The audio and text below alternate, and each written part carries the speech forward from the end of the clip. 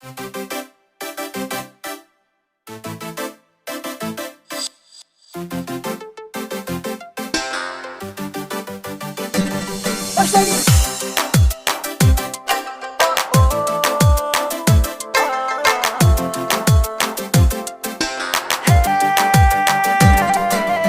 Gelinlar ilip be ülkineyli.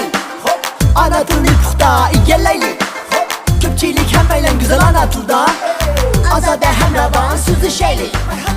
Aleyküm dostlar. Yazlık tetizde qandaq demelibasizlar. Men o'ylayman haqliq bolalar yaxshi dam oldi deb. Bugungi programmamizning maqsadi ana tilda bilim olaylik. Dostlar, millatimizning kelajagini o'ylab, mallarni aralab, Uyg'ur sinifiga bolalarni yig'vatgan bova, mama, aka hadlarga salomatlik va tugamas iroda tilaymiz. O'zini xolishi bilan o'qishga tayyorlik ko'rayotgan Yoqubjon bilan bo'lgan suhbatimizni tinglab ko'ringlar. Assalomu alaykum. Assalomu alaykum. Isıl o'g'il chiroyli bola. Seni birinchi sinfga Uyg'ur sinfiga bordi deydi-ku. Boramsan? Nima uchun borsan? Men Uyg'ur. Shuning uchun ana tilda o'qiysan? Seni o'zing boramsan, opang dodang bodayotamdi. Men o'zim yozdim. O'zing o'ylayapsan, ha? Endi opang bilan so'zlasam bo'ladimi? Opang bormi? Ana. Opang kelyaptimi? Opang bilan so'zlashaylik. Assalomu alaykum. Va alaykum assalom. Biz Yoqubjonni birinchi sinfga Uyg'ur sinfiga bordik. Nihoyat xushal bo'ldik. Apsi siz bilan so'zlashaylik dedik. Yoqubjon o'zi xohlayotamdi, ya sizlar borsan deb buni majburlayaptamsizlar. Yo'q, Yoqubjon o'zi xohlayotdi. Uyg'urcha Yaxshi. sinfga bormadi. Sizmi erkin so'zlaysizga Uyg'ur sinfi tugaganmi? Yo'q, men o'ruscha sinfni bitagan. Biroq da bizning sinfdoshlarimiz hammasi Uyg'ur deyapti. Bir-birimizga Uyg'urcha so'zlashib, boshqa Uyg'ur so'zlashimizda. Mana qanday hammanglar sinfdoshlarlar o'ruscha o'qibsiz, biroq Uyg'ur so'zlarga. Demak, nechta tillarni bilsizlar? Demak, Qozog'istonda yashayotgan Uyg'urlar nechta tilni biladi, erkin so'zlaydi o'zining tilida. Biz eng baxtli Uyg'urlar ekanmiz.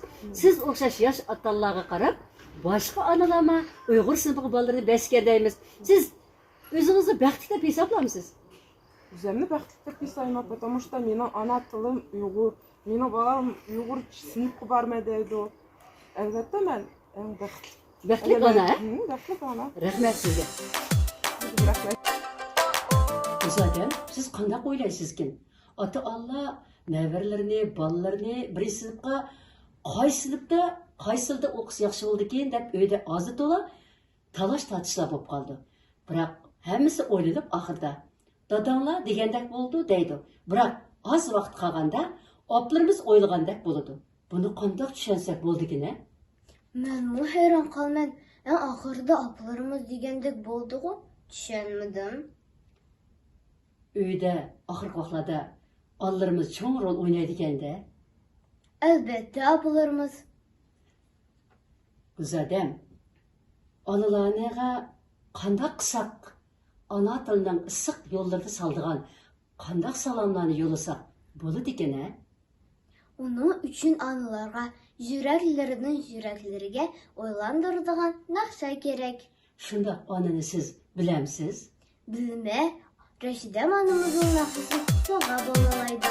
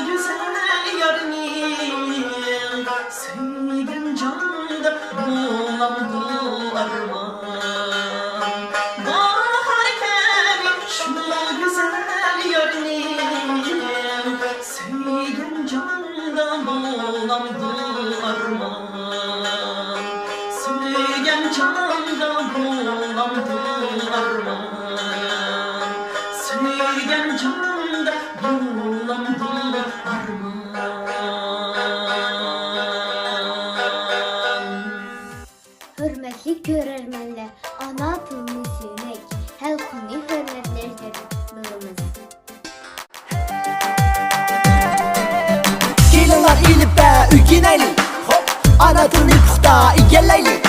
Hop, köpçilik həməylə gözəl ana tilda. Azadə həmrəvan sözləşəylik. Aa